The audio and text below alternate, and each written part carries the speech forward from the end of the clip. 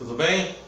Estamos gravando aqui essa videoaula sobre o reino animal, certo? Algumas características e principalmente do reino animal dos animais invertebrados, certo?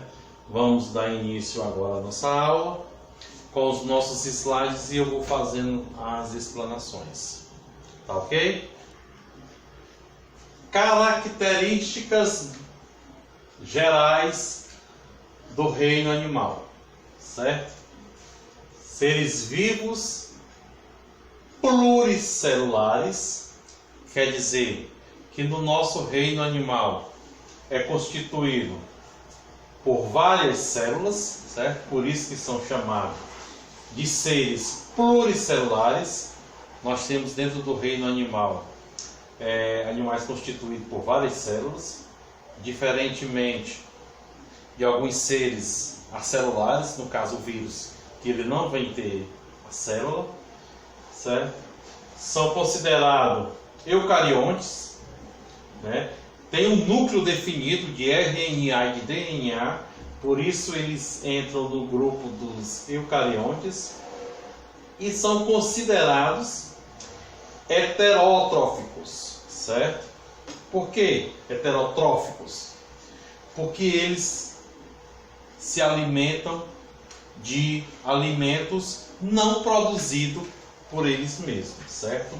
Os autótrofos, como as plantas, são seres vivos que produzem o alimento. Já os seres vivos heterotróficos, eles não produzem o próprio alimento. Eles podem ser invertebrados, são divididos em dois grupos, os invertebrados e os vertebrados. Os invertebrados, temos aqui um exemplo como os insetos, e os vertebrados como o ser humano. Vamos ter por base o ser humano. Vamos passar para o próximo slide. Dentro do grupo dos invertebrados e vertebrados, nós temos aqui os vertebrados. Eles possuem vértebras, coluna vertebral. Nesse exemplo aqui, como dá para se ver esses animais, todos eles vertebrados, todo ou aquele animal que estiver constituído por uma vértebra, certo? São vértebras, eles entram no grupo dos vertebrados. Já os invertebrados, eles não possuem vértebra e nem coluna vertebral. Vamos passar para o próximo. Agradecer a participação de todos. Pode só mais um pouquinho. Certo? Mais um pouco. Aí tá bom. Certo? Os animais endotérmicos e ectotérmicos. Certo? Endotérmicos, questão de temperatura. É uma temperatura ambiente interna, dentro. Certo? Térmico, temperatura. Para que se fique bem claro, animais endotérmicos são aqueles em que tem uma temperatura interna. Os endotérmicos ou homeotérmicos, a temperatura é regulada pelo próprio corpo. Não depende da temperatura ambiente. Vantagem, o animal, ele pode viver em lugares muito frios. Desvantagem, o animal necessita de muito alimento. Que nós temos um exemplo aqui, o mamífero. Os ectotérmicos ou psilotérmicos já tem uma temperatura variada. Eles têm a temperatura varia conforme a temperatura do ambiente, certo? Já é uma temperatura externa, uma temperatura fora do seu organismo.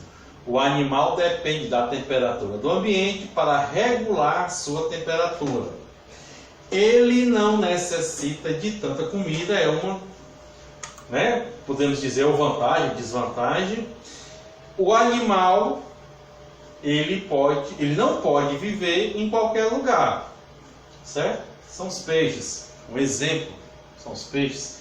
O peixe, ele determinadamente necessita de um ambiente aquático, certo assim? Então, ele não vai sobreviver em qualquer ambiente. Vamos lá, passar para o próximo. Aqui nós temos exemplos, né? Nós temos aqui exemplos de animais endotérmicos. Um exemplo deles são as aves, certo? As penas das aves, ela já é uma proteção para o próprio corpo, certo? Uma proteção, né? Uma proteção do frio, né? Temos aqui os mamíferos, como nós tínhamos falado no slide anterior, são animais endotérmicos. Nós, seres humanos, eu, você, somos endotérmicos, certo? Os ectotérmicos são os peixes, são os répteis, né? Aqui nós temos uma imagem de um crocodilo, de um jacaré, que ele vive em dois ambientes. Ele pode viver no aquático, ele pode viver no terrestre. Os anfíbios, outro exemplo de um animal ectotérmico, certo? Vamos passar para o próximo slide, certo? Já entramos aqui detalhadamente no grupo dos invertebrados, né? Depois, em outra aula, nós vamos trabalhar a parte dos vertebrados. Vamos trabalhar aqui os invertebrados. Os invertebrados são divididos em grupos, certo? Nós temos os grupos dos invertebrados. Esses grupos são chamados de filos. Filos, certo? Nós vamos aqui detalhar filo por filo. Nós temos aqui os poríferos, né? Nós temos aqui os poríferos. Nós temos um exemplo de um tipo de porífero que é a esponja do mar. Faço uma pergunta a vocês aqui dificílima. Onde nós encontramos a esponja do mar? Valendo 1 ponto na média. Quem pode me responder? Muito bem. Onde é que nós encontramos a esponja do mar? No mar. Pronto. Como vocês são inteligentes, hein, gente?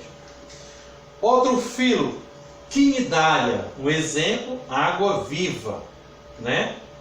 Nossa região aqui costeira aqui, marítima aqui nas nossas praias, nós temos bastante dessa água viva. Outro filo, platelmintos, que são aqueles vermes achatados, vermes do tipo da planária, da solitária, né? Quem nunca teve uma solitária de vocês? Talvez até hoje você ainda esteja com uma dentro da sua barriga. É aquela pessoa que come e nunca está saciado, né? Vamos lá, gente, a pressão do passo aí.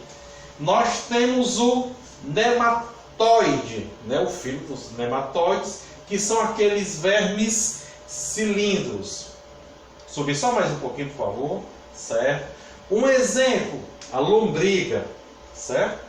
A lombriga é um tipo de filo nematóide. Muito conhecido de vocês a lombriga. Quem nunca teve uma lombriga? Levanta a mão.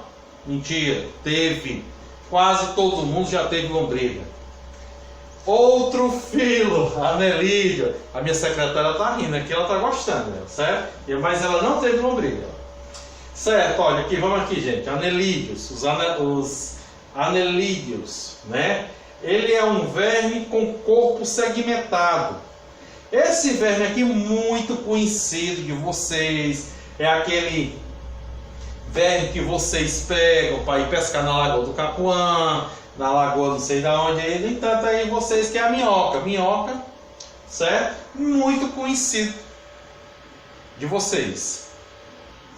Vamos lá, gente, continuando. No próximo slide aí, por favor, certo? Outros filos, certo? Temos aqui o molusco. O mais conhecido do molusco, o caracol, certo? Muito conhecido aqui de vocês. Artrópodes. Os artrópodes são conhecidos pelos insetos, né? Depois, gente, nós vamos procurar cada uma aula dessa, cada filo, a gente entrar mais detalhadamente, certo? E o equinodermo, a a estrela do mar. Próximo. Certo? Aí a gente entra aqui no filo dos poríferos, né?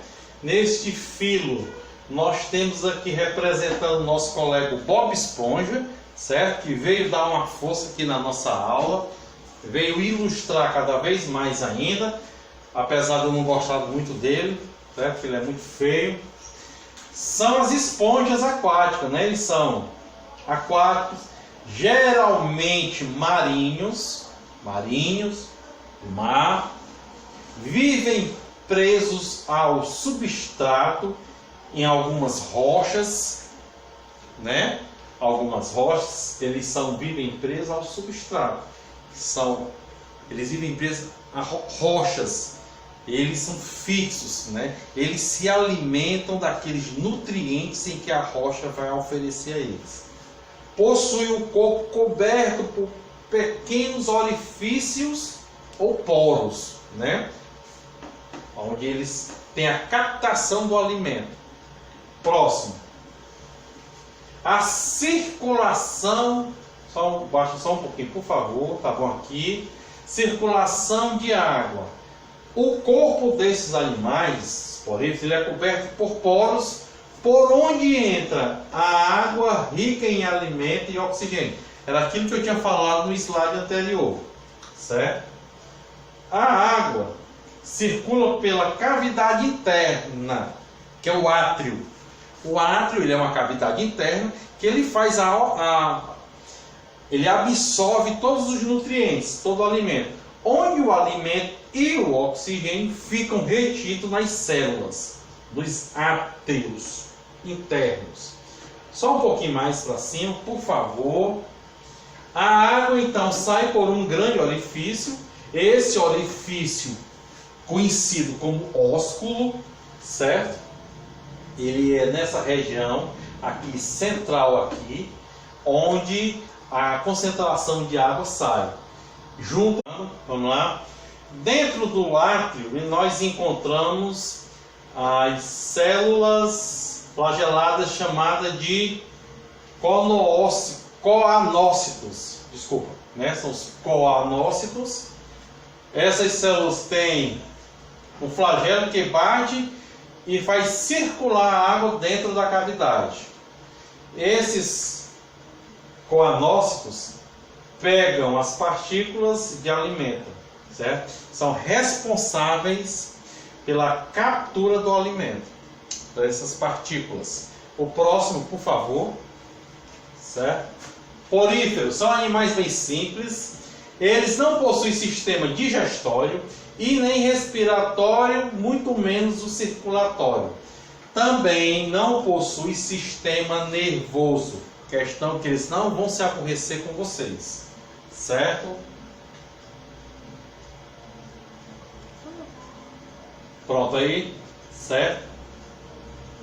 Chegamos ao final dos nossos slides, certo? Quero aqui agradecer. Gente, chegamos ao final, né, da nossa aula, dessas características dos mamíferos. Falamos um pouco dos poríferos. Creio que a aula deu para que vocês captassem alguma coisa daquilo que eu quero. Nós vamos ter uma continuidade nas próximas aulas. Vamos fazer essas aulas para que sejam obter mais um pouco da dinâmica de vocês também. Tá certo assim? Fica aqui o meu agradecimento e até a próxima, ok?